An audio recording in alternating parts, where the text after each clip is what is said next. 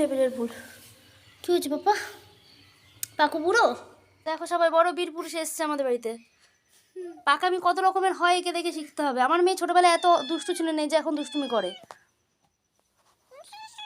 কী হয়েছে? কি ওটা বললো? ব্যাস, ওনার সিংহাসন করে দেওয়া রয়েছে এখানে, কিন্তু শোবে না। ম্যাডামের কলি পছন্দ। স্যার স্যার দেখো শুয়ে পড়লো, হয়ে গেল। শুতে দিকেও দিচ্ছে না, ও নিজের মতো নিজের জায়গা করে শুয়ে পড়লো।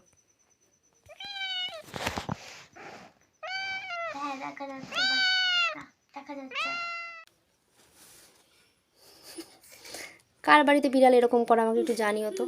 এখন যত বড় হচ্ছে তখন দিন দিন এরকম পাকামি শিখেছে। নিজের লেজ নিজের চাটছে না, এখন তো চাটছে, তখন কামড়াচ্ছিল।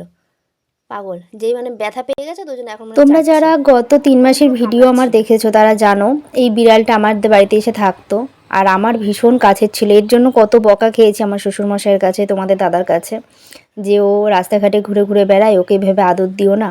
কিন্তু কি করবো বলো, ও এত মায়াবী ছিল না, মানে এত মায়ায় ফেলে দিয়েছিল আমাকে। তো আমি ওর থেকে দূরে থাকতেই পারতাম না। মানে ওকে যদি কেউ মানে বলতে চলে যায়, আমার যেন খুব কষ্ট হতো এরকম একটা। যাই হোক, প্রাণীর মায়া ভীষণ, শুনেছি খুবই বাজে। আমি বিয়ের আগে বিড়াল পুষতাম, তখনও এই ব্যাপারটা বুঝতাম। তারপরে অনেকগুলো বছর, প্রায় 11টা বছর কোনো পশু প্রাণী আমি বাড়িতে পুষিনি, তাই সেভাবে আমি মানে উপলব্ধ করতে পারিনি। কিন্তু আমার এই পাকু বুড়ো আসাতে মানে কি বলবো, আমার যেন দিনটাই কেটে যেত ওকে নিয়ে আর আমার সোনাইকে নিয়ে। যাই হোক, আমার ভালো থাকার একটা কারণ হয়ে উঠেছিল আস্তে আস্তে। তারপর একটা দুর্ঘটনায় ও নেই আর আমাদের মধ্যে। 9ই ফেব্রুয়ারি, 10ই ফেব্রুয়ারি গত শনিবার ও মারা গেছে। তো ভীষণ ভীষণ খারাপ লাগা একটা ছিল আমার। যাই হোক, আমাদের জীবন তো আর এভাবে থেমে থাকে না, কোনো মায়ায় আটকে থাকলে আমাদের চলবে না। যতদিন শ্বাস আছে, নিঃশ্বাস আছে, ততদিন সমস্ত কিছু দিয়েই জীবনটাকে চালিয়ে যেতে হবে। খাওয়া দাওয়া সব কিছুই, কোনোটাই বাদ নেই। কিন্তু আমার এমনই হয়ে গেছিল, ভিডিও করব আমার সেই মন মেজাজটা ছিল না। তবু আজকে দিনে ভিডিওটা করতেই হতো, যেহেতু মেয়ের একটা স্পেশাল দিন।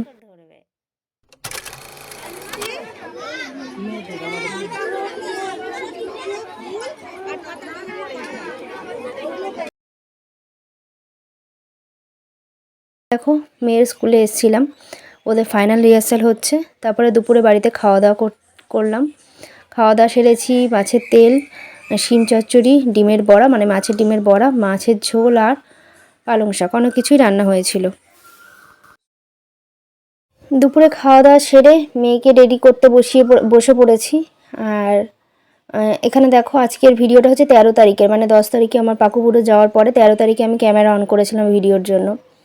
তো 13 তারিখ দুপুরবেলা মেয়েকে আমি রেডি করতে নিয়েছি। তো আমি কখনো মেয়েকে এভাবে ভারী মেকআপ করাইনি, কিন্তু আজকে যেহেতু লাইট ক্যামেরার সামনে আসবে, সেজন্য একটু মেকআপ করাতে বলেছিল স্কুল থেকে। তো দেখি, মেয়েকে যতটা পারি চেষ্টা করব সাজানো। তোমাদের ফাইনাল লুকটা পরে দেখাচ্ছি। হ্যালো এভরিওয়ান, কেমন আছো সবাই? আশা করছি সকলে ভালো আছো, সুস্থ আছো। আমিও আছি ভালোই, যেভাবে থাকতে হয়। যাই হোক, তো আজকে অনেক দিন পরে আবার ভিডিও আপলোড করছি, মানে ভিডিও শ্যুট করছি। আমার পাকু বুড়ো যাওয়ার পরে 2 দিন ভিডিও কোনো কিছু করতে পারিনি। আজকে একটা বিশেষ দিন, সেজন্যই ভিডিও মানে ক্যামেরা অন করলাম। পেন্ডিং ভিডিও ছিল, সেটাও আপলোড করেছি, আর এই ক্যামেরাটা অন করে এই ভিডিওটা মানে শ্যুট করছি। আজকে হচ্ছে ফেব্রুয়ারি 13 তারিখ, মাথা গেছে। আজকে ফেব্রুয়ারি 13 তারিখ, আর দেখতেই পাচ্ছ রেডি হয়ে নিয়েছি, মেয়েকেও রেডি করিয়েছি। স্পেশাল কিছু পড়িনি। তো যাচ্ছি মেয়ের স্কুলে, আজকে ওদের অ্যানুয়াল প্রোগ্রাম।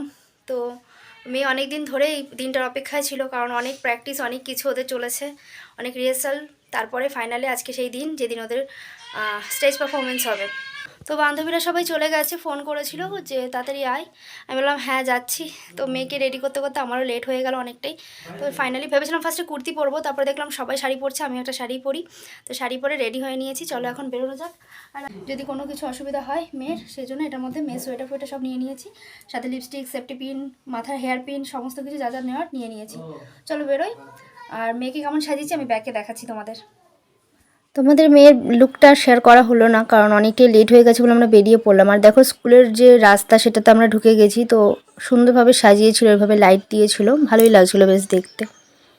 আর এটা হচ্ছে ওদের 29তম বাৎসরিক অনুষ্ঠান। তো খুবই জমজমাট একটা অনুষ্ঠান হয়েছে, ভীষণ আনন্দ করেছে সব বাচ্চারা এবং আমরা গার্জিয়ানরাও। তো তো তোমাদের সাথে পুরো ভিডিওটাই শেয়ার করব, তবে কপিরাইট ক্লেম যদি আসে, আর যদি আসেও তো তারপরেও আমি ডিলিট করব না, রেখে দেবো, অসুবিধা নেই। তো এই যে স্কুলের গেটটা সাজিয়েছে, এভাবে লাইটিং দিয়েছে। চলো নেমে পড়ি, তারপরে তোমাকে মেয়েদের লুকটা শেয়ার করছি।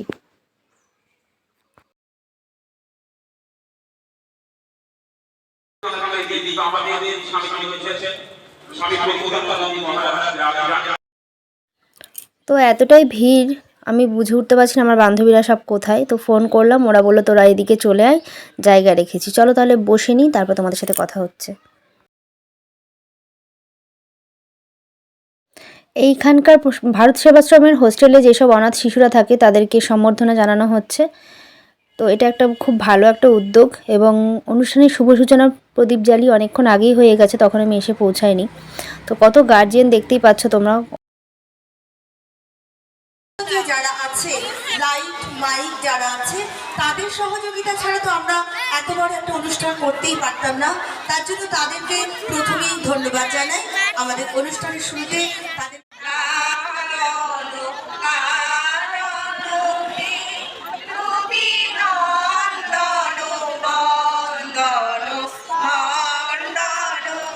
সমস্ত শিক্ষিকা এবং শিক্ষকদের যৌথ উদ্যোগে সমবেত কণ্ঠে একটি সঙ্গীত পরিবেশনার মাধ্যমে আজকের অনুষ্ঠানটির সূচনা হলো।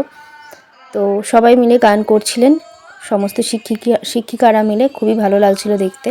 তো তারপরে একে একে সমস্ত বাচ্চাদের পারফরমেন্সগুলো শুরু হবে।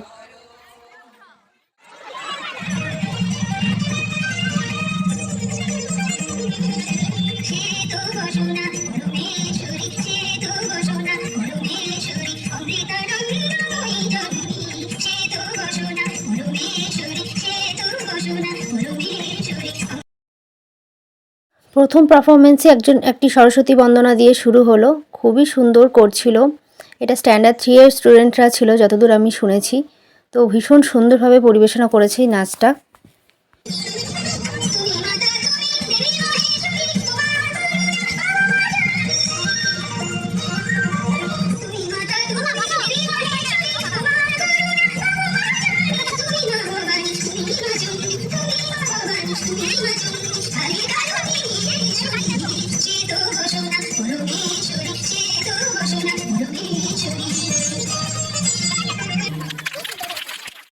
এরপর পারফরমেন্স করছে স্ট্যান্ডার্ড 1 এর বাচ্চারা। তো সবাইকে একদম মানে ছোট ছোট পরী মনে হচ্ছিল।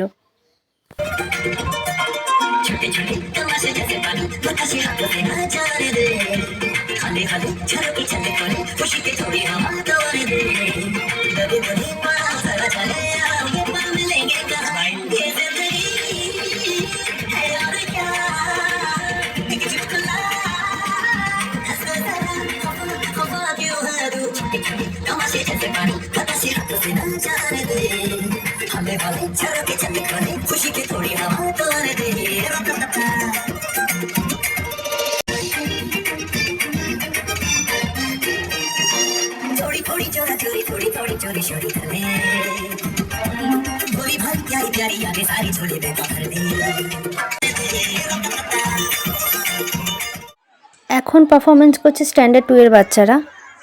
সেখানে আমার মেয়েকে দেখতে পাচ্ছ গলায় মালা দিয়ে, সাদা পুঁথির মালা।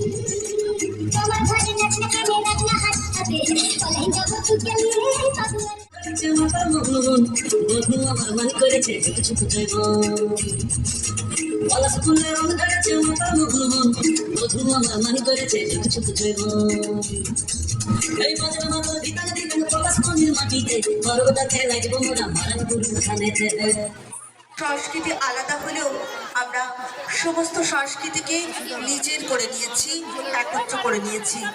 প্রত্যেকটি রাজ্যের আমরা তুলে ধরতে পারছি না, এখানে আমরা 9টি রাজ্যের নৃত্য তুলে ধরছি। তামিলনাড়ু, বাংলা, আসাম, উত্তরপ্রদেশ, কাশ্মীর, পাঞ্জাব, রাজস্থান, গুজরাট ও মহারাষ্ট্র। আমরা এই 9টি রাজ্যের নৃত্য তুলে ধরছি আপনাদের সামনে। শুরু হচ্ছে প্রভিন্স।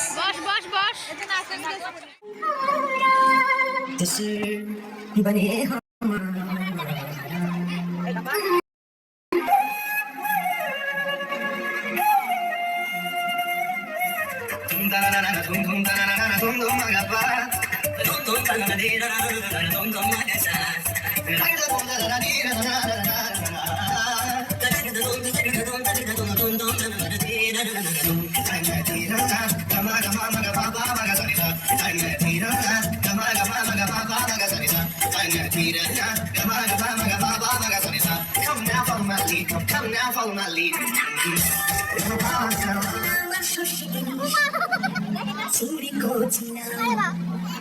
বাংলা পাশে মাছকে ধুয়ে ঝিরের বাটায় ঘাম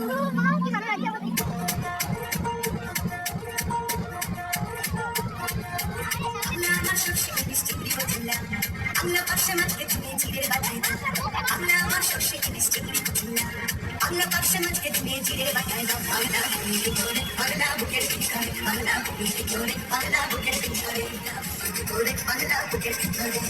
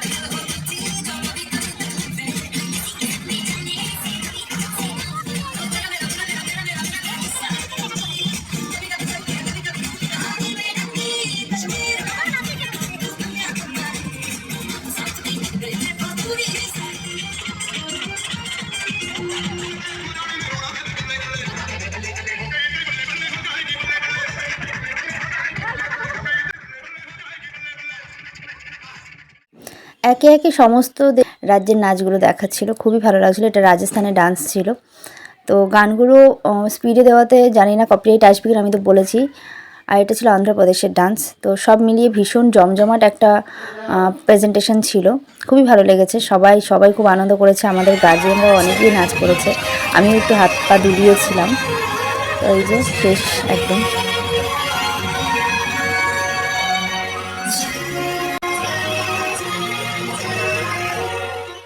এরপর ওই স্কুলেরই শিক্ষক শিক্ষিকা মিলিয়ে একটা শ্রুতিনাট্য পরিবেশনা করেছিলেন, খুবই সুন্দর হয়েছিল। তবে আমি আর বেশিক্ষণ থাকিনি, চলে এসেছিলাম বাড়ি। এতক্ষণ নাচ গান তো হলো, এবার মেন যুদ্ধ আমার, সেটা হচ্ছে ওর মাথারটার চুলটা খোলা।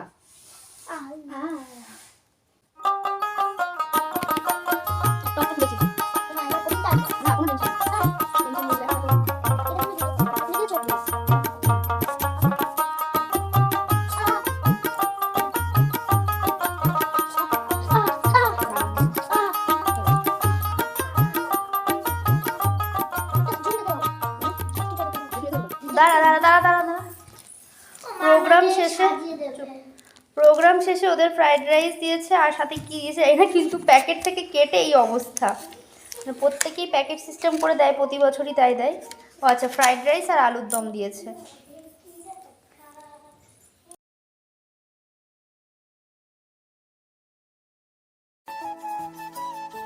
পুরো ভিডিওতে তোমাদের সাথে মেয়ের ফাইনাল লুকটা খুব একটা শেয়ার করতে পারিনি, তাই এই ছবিগুলো অ্যাড করে দিলাম। আশা করছি তোমাদের ভালো লাগবে। তো চলো আজকের এই ভিডিওটা এখানেই শেষ করে দিচ্ছি। ভিডিওটা কেমন লাগলো অবশ্যই জানিও, ভালো লাগলে লাইক শেয়ার সাবস্ক্রাইব করো। আর হ্যাঁ, চ্যানেলের নতুন বন্ধু থাকলে অবশ্যই সাবস্ক্রাইব করে পাশের নোটিফিকেশান বেলটি অল করো, যাতে পরবর্তী ভিডিওর নোটিফিকেশান তোমরা পেয়ে যাও। চলো তাহলে আজকের মতন এখানেই বিদায় নিচ্ছি, দেখা হবে আবার নতুন একটি ব্লগে। সকলে খুব ভালো থেকো, টাটা।